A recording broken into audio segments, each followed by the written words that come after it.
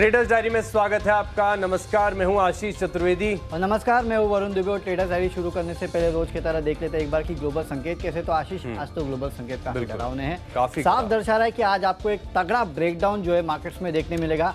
भारी गिरावट होगी। एसजीएक्स निफ्टी एटलीस्ट आपको यही दर्शा रहा है। 14,900 के आसपास एसजीएक्स निफ्टी पहुंच चुका है। यूएस भी अगर आप देखें तो ओवरनाइट क्यूज काफी खराब थे।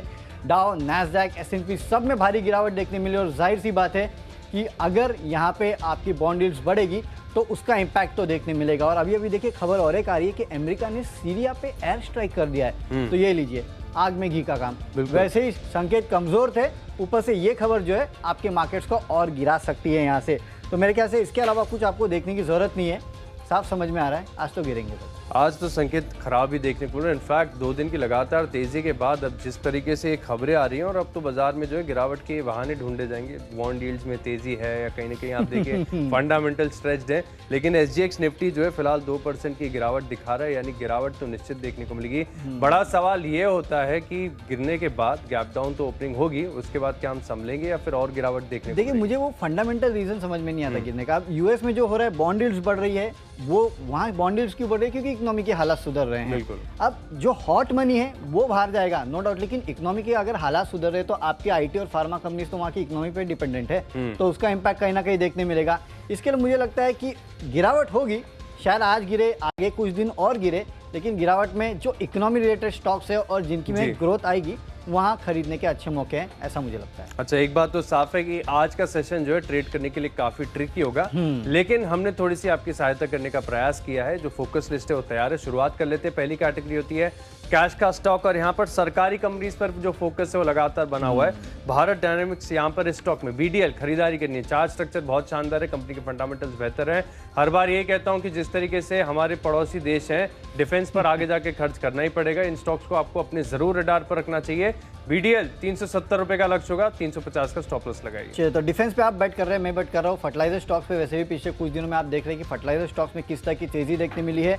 और आज हमने आपको एक्सक्लूसिव खबर बताई है कि आरसीएफ और एनएफएल ये 2 कंपनीज है जिसकी प्राइवेटाइजेशन के लिए सरकार पूरी तरह से तैयार है, और पहले चरण में इन 2 कंपनीज का प्राइवेटाइजेशन होने वाला है। मेरे ख्याल से उस खबर का इंपैक्ट आज आपको फिर से एनएफएल में देखने मिलेगा। फॉलो बाइंग इस काउंटर में आज आपको देखने मिलेगी।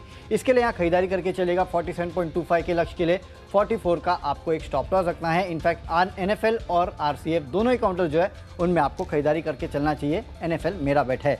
फ्यूचर्स में आपको बिकवाली करना है, और बिकवाली करना है एचडीएफसी लिमिटेड में।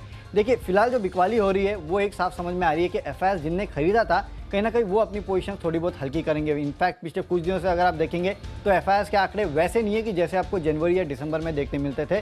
तो जो स्टॉक्स जिनमें एफआईआर की सबसे ज़्यादा होल्डिंग्स है ना, वहाँ पे आप नजर रखिएगा। सबसे पहले अगर कहीं प्रेशर आएगा तो वहीं आएगा। और एचडीएफसी लिमिटेड, एचडीएफसी बैंक, ये वो काउंटर्स है जो कि एफआईआर के फेवरेट रहे हैं। तो मेरे ख्याल से यहाँ पहले बिकवाली आएगी, बिकवाली करके चलेगा। फ्यूचर्स में 2640 के लेवल के लिए 2730 का आपको एक स्टॉप लॉस रखना है। अच्छा, फ्यूचर्स में मैं भी स्टॉक बिकवाली वाला बता रहा हूँ। मेरी को यहाँ पर आपको बिकवाली करनी है, लेकिन इससे पहले याद आता है कल मैंने आपको बताया था कैश का स्टॉक, और देखिए आरसीएफ 20% से ज़्यादा का उछाल देखने को मिला। देखिए, टेक्निकल्स की यही खासियत है, कुछ होने से पहले आपको पता चल जाता है कि कुछ बड़ा होने वाला है। आज देखिए यहाँ पर निजीकरण की कहीं ना कहीं जो खबरें हैं वो आती हुई दिख रही हैं। 20% का उछाल देखने को मिला था। मेरी को चलिए, बाजार कमजोर है, एसजीएक्स निफ्टी 2% गिरावट दिखा रहा है। काफ़ी सारे स्टॉक्स ऐसे हैं जहाँ पर स्ट्रक्चरल वीकनेस आपको नजर आएगी। तो मेरी को मैं मान रहा हूँ कि 10 से 11 रुपए तक की डाउनसाइड आपको देखने को मिल सकती है।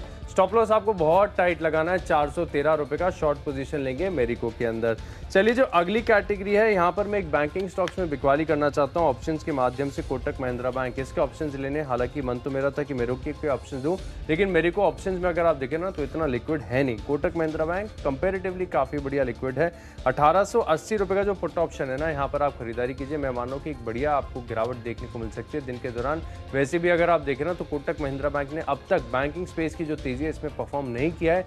ये अंदेशा है कि जो अप मूव है आप कहीं ना कहीं एग्जॉस्टेड है, फ्रेश ब्रेकडाउन की उम्मीद है। हो सकता है कि ये जो 72 रुपए का टारगेट में दे रहा हूँ ना, दिन में ही अचीव देखने को मिले आपको। और आपको स्टॉप लॉस लगाना है केवल 8 रुपए नीचे, 50 रुपए। चलिए, तो यहाँ पे आपको बिकवाली करना है, राइट? कोटक महिंद्रा बैंक खरीद के बिकवाली। बैंक्स आज बहुत वीक रहने वाले, एक बात तो समझ में आ रही है। चलिए, बैंक्स के साथ साथ एक और सेक्टर बिकवाली में आज रहने वाला है, और वो है आईटी सेक्टर। आप नैस्डैक को देख लीजिए, 3.5% गिर गया। और कल जितने आईटी रिलेटेड स्टॉक्स थे इंटरनेशनल मार्केट्स में, सब में भरपूर गिरावट देखने मिली। हालांकि फंडामेंटली मुझे नहीं लगता है कि आईटी स्टॉक्स गिरने चाहिए, क्योंकि यूएस में अगर इकोनॉमी सुधर रही है तो जाहिर सी बात है आपके आईटी काउंटर, जो इंडियन आईटी काउंटर्स है, उनका पूरा कारोबार तो वहीं से आता है। तो फंडामेंटल कोई रीज़न नहीं है, लेकिन हाँ सेंटीमेंट्स तो सेंटीमेंट्स है और आज वो हावी होने वाले हैं। तो जितने आईटी काउंटर्स है इंडिया में, वहाँ भी आपको थोड़ी बहुत गिरावट देखने मिल सकती है। इसके लिए मैंने ऑप्शंस के जरिए यहाँ पे ट्रेड लिया है।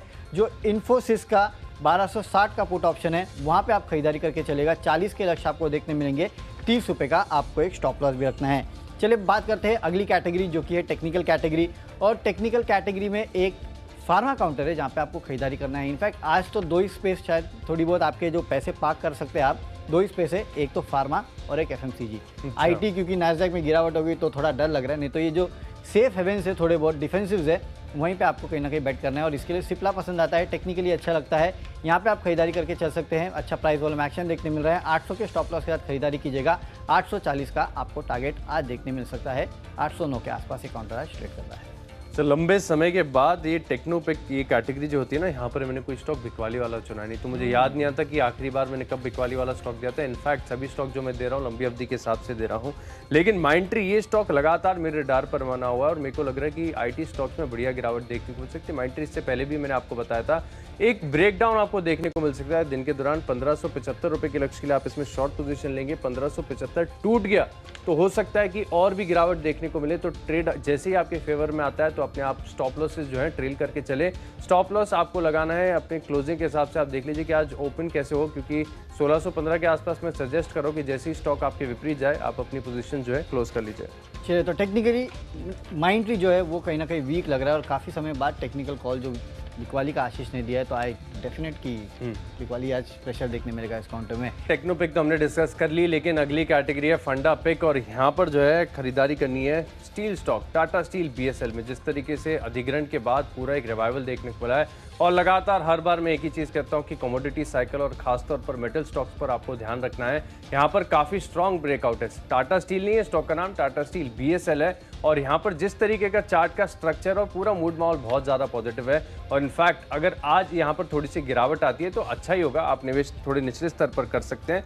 मैं मान रहा हूँ कि 12 से 18 महीने, बहुत थोड़ा सा कॉशियसली मैं आपको समय दे रहा हूँ, लेकिन 76 रुपये के लक्ष्य जो है टाटा स्टील बीएसएल में आपको देखने को मिल सकते हैं। फंडा पिक होगा टाटा स्टील बीएसएल, इस स्टॉक में आपको खरीदारी करनी है। चलिए, तो fundamentally Tata steel BSL better लगता है। टाटा स्टील भी अच्छा लगता है टाटा स्टील भी, और जब से वो पाटली पेटअप शेयर्स का सिलसिला खत्म हुआ है, स्टॉक एक तरफा चलते ही जा रहा है। तो चलिए, टाटा स्टील बीएसएल बेहतर स्टॉक सकते हैं, यहाँ पे खरीदारी करके चलना चाहिए। फंडामेंटली मुझे एक स्टॉक पसंद आता है और जैसे कि हम कह भी रहे हैं कि इकोनॉमी रिलेटेड स्टॉक जो है उनमें आपको तेज़ी देखने मिलेगी। तो पावर सेक्टर से सीएससी जो है उसमें आपको खरीदारी करके चलना चाहिए। वैसे भी पिछले कुछ दिनों में आपने देखा कि किस तरह से पावर सेक्टर के स्टॉक्स में अच्छी खासी तेज़ी देखने मिली थी। सीएससी ने पार्टिसिपेट नहीं किया था, एक दो दिनों से इस कंपनी ने पार्टिसिपेट करना शुरू किया है और मुझे लगता है तेज़ी जो है आगे भी बरकरार रहेगी। खरीद के चलेगा। 630 के लक्ष्य के लिए 600 का आपको एक स्टॉप लॉस रखना है।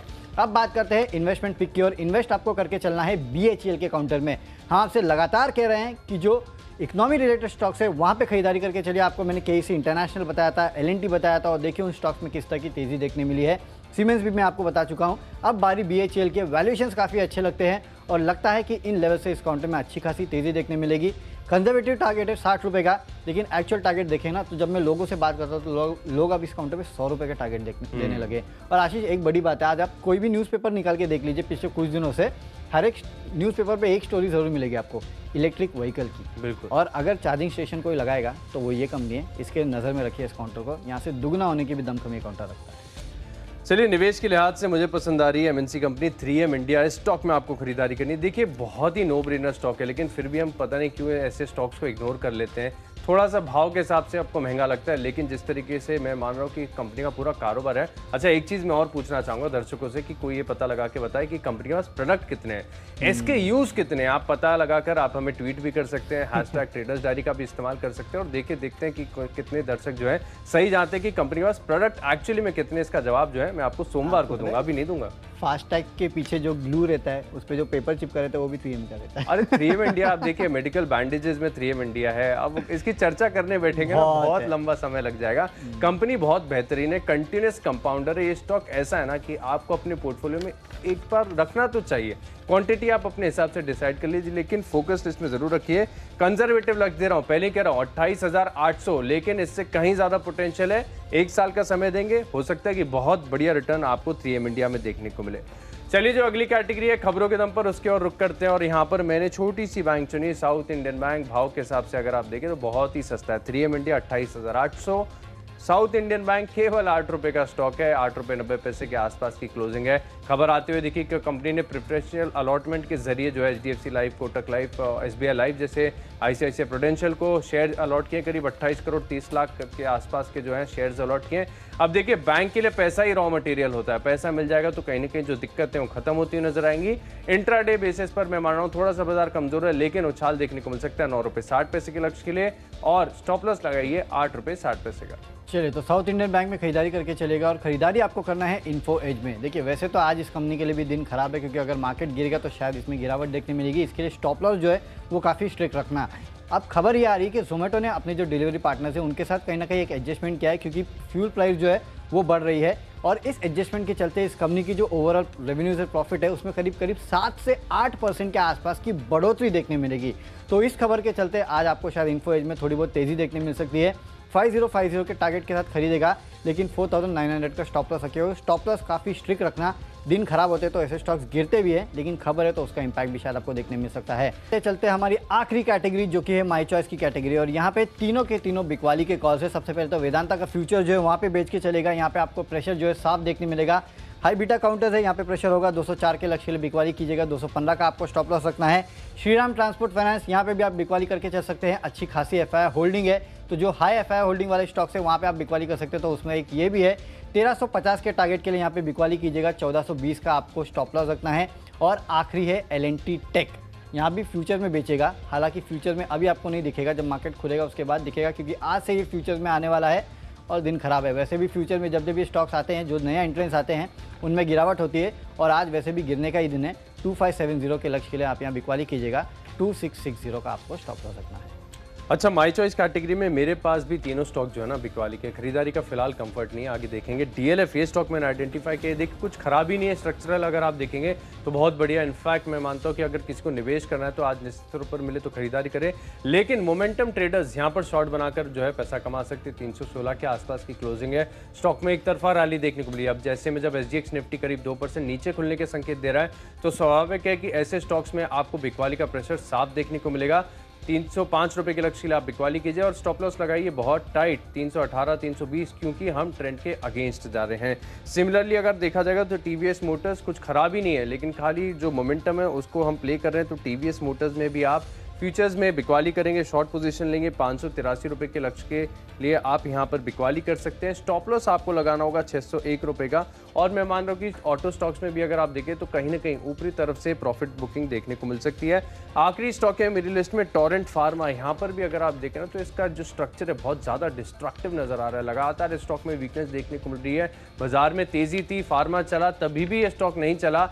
कुछ न कुछ तो ऐसा स्टॉक है जो इसको इतना वेट डाउन कर रहा है। और मैं मान रहा हूँ कि आज क्योंकि बाजार का मूड माहौल इतना नेगेटिव है, तो हो सकता है कि यहाँ पर अभी तक का जो एक रेंज है उसका एक ब्रेकडाउन देखने को मिले। 2390 रुपए के लक्ष्य के लिए आप इसमें शॉर्ट पोजीशन लेंगे। 2496 का आपको स्टॉप लॉस लगाना है। चलिए, तो स्टॉक्स हम आपको बता चुके हैं। नज़र डाल लेते हो, देखते हैं कौन से स्टॉक्स को हमने अपने टीम में चुना है। सबसे पहले कैश का काउंटर है NFL। खबरों के चलते आपको यहाँ खरीदारी करके चलना है। फ्यूचर्स HDFC लिमिटेड के बेचेगा। ऑप्शंस इन्फोसिस का 1260 का पुट ऑप्शन खरीदना है। टेक्निकली सिप्ला अच्छा लगता है। फंडामेंटली CESE अच्छा लगता है। निवेश करना है भेल में। अगले 4 महीनों में 60 के आसपास के लेवल काउंटर आपको दिखा सकता है। खबरें इन्फो एज में, यहाँ खरीदारी करके चलेगा। माई चॉइस में वेदांता, श्रीराम ट्रांसपोर्ट और L&T टेक के फ्यूचर्स में आपको बिकवाली करके चलना है। यहाँ प्रेशर आपको साफ देखने मिलेगा। और इसमें से मेरा बेस्ट पिक जो है वो NFL का है, क्योंकि जो हमने आपको एक्सक्लूसिव खबर दी कि फर्टिलाइजर कंपनीज जो उनके प्राइवेटाइजेशन का सरकार ने तैयारी कर ली और पहले चरण में NFL RFCF का प्राइवेटाइजेशन होना है, उसका इंपैक्ट देखने मिलेगा। इंट्राडे में 4725 के लक्ष्य काउंटर आपको दिखा सकता है। तो चलिए, कैश का स्टॉक है भारत डायनामिक्स। 370 रुपए के लक्ष्य के लिए आप खरीदारी करेंगे। मेरिको में एक ब्रेकडाउन की उम्मीद है, यहाँ पर बिकवाली कर सकते हैं। कोटक महिंद्रा बैंक 1880 का पुट ऑप्शन खरीदकर आप यहाँ पर बंदी की पोजीशंस बनाएंगे। माइंट्री में भी गिरावट देखने को मिल सकती है, 1575 रुपए के लक्ष्य बिकवाली करेंगे। और फंडामेंटली टर्न अराउंड स्टोरी है टाटा स्टील बीएसएल, यहाँ पर 12 से 18 महीने के समय के लिए आप खरीदारी कर सकते हैं। निवेश के लिहाज से 3M इंडिया बेहतरीन कंपनी, 28,800 रुपए के लक्ष्य खरीदारी करेंगे। खबरों का असर देखने को मिलेगा साउथ इंडियन बैंक में, DLF TVS मोटर्स में ब्रेकडाउन की उम्मीद है। टोरेंट फार्मा स्ट्रक्चर बहुत कमजोर है, 2390 रुपए के लक्ष्य के लिए आप बिकवाली करेंगे। इन 10 स्टॉक्स में मेरा कन्विक्शन सबसे ज्यादा है 3M इंडिया में। कंपनी का कारोबार बहुत मजबूत है और जिस तरीके से कंपनी के फंडामेंटल्स है, मैं मान रहा हूँ एक कंपनी आगे जाकर कंपाउंडिंग मशीन होगी। 28,800 रुपए के लक्ष्य के लिए आप इस स्टॉक में निवेश करेंगे।